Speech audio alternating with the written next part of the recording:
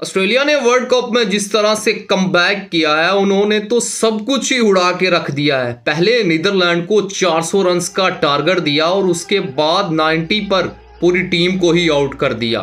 اگر میں بات کروں میکسویل کی تو میں یہ کہوں گا کہ پاکستان ٹیم کو ہائی لائٹس دیکھنی چاہیے، اسپیشلی بیٹنگ دیکھنی چاہیے میکسویل کی، جس نے 40 گیندوں پر 106 رنز کیے۔